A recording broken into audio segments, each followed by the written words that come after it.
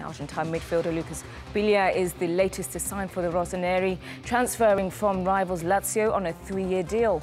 The 31-year-old is the 10th new man at the San Siro, with the club's new Chinese investors spending more than $200 million so far this window.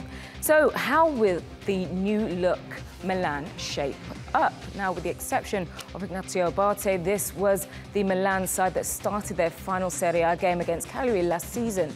Many of the 11 played a part in Milan's disappointing year that saw them finish 6th in the table, one place ahead of rivals Inter. As you can see, Bacca and Suso were the only real contributors to league goals last season from that 11. Donnarumma and Bacca could be the only survivors for the new year, with a strong case that 9 of their new signings could jump straight into the strongest side. Now, former Juventus defender Leonardo Bonucci will help shore up a new look back four, while in midfield, the trio of Lucas Biglia, Franck Kessié and Turkey's Hakan Çalhanoğlu will link up. This potential 11 scored more than 60 league goals between them last season, and with Andre Silva and Fabio Borini, it could prove to be a very useful attacking front line.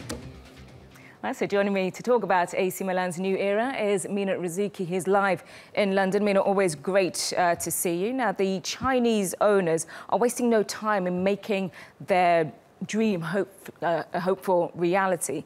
So do you think that they can make AC Milan a footballing powerhouse again, or is this too much of a big risk? Every time that a club spends money, and it spends this much money, it's always going to come with risks. But it is one that Milan has had to take. This is a big team. This isn't a side that won 1 or 2 trophies in their past. This is a side that dominated Europe at one point. Only Real Madrid has won more Champions League trophies. And worldwide, we're talking about Milan being the second, almost or third biggest when it comes to trophies. They need to recapture the attention, and their model has always been one that thrives on commercial revenue. If we just look at the fact that they only sold, 16,000 season tickets last season, now they're targeting over 30, possibly reaching 40,000. That's what they're looking at. It could be even more. 64% of all bets placed in Serie A have been on Milan.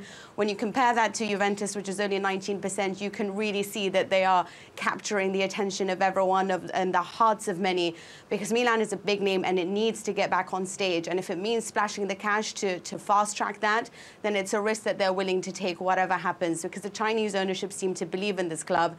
And considering how much revenue they make from their commercial activity, and only a few years ago it was even more than Juventus, who've won 6 on the trot, then why not? Let's keep making money. Okay, well, as we saw earlier, there's a potential for a really good starting 11 next season. Who's been the best bit of business so far, in your opinion?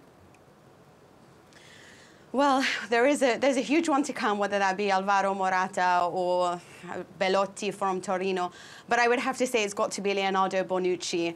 One thing that they've done there is kind of pulled a Juventus. You know, Bayern Munich and Juventus have always been known to cannibalize the league. They know how to take the best players from their opponents. Obviously, they did that Juventus last season when they took Higuain from Napoli, and then, of course, Miralem Pjanic from Roma. So Milan have done that to them and taken what is one of their leaders, one of their captains, a Juventino, a fan of the club since he was a child, in Bonucci. He's experienced, he has a winning mentality. He's quite perhaps the best centre-back in the world, barring Sergio Ramos. And that is quite the coup, quite a way of sort of making life difficult for Juventus and also establishing themselves as a real force and a real competitor for Serie A. Okay, well, with all this money being spent, is money really the answer for Milan, or do their problems lie deeper? Their problems have been in the way that they've been handled. Their sporting director, there was often lots of rumours surrounding Galliani and Berlusconi, whether they still had the interest, whether they evolved as quickly as football has. But this is a new management. We know the directors are intelligent. They have the fans on board, especially when it came to Gianluigi Donnarumma and his transfer. They knew that the fans were on their side. They knew how to work that and capture their man and keep him there despite his agent trying to take him away. So I can tell you that this is a different club with good planning. Of course, there's always risks. We've seen Inter spend money and not get very far.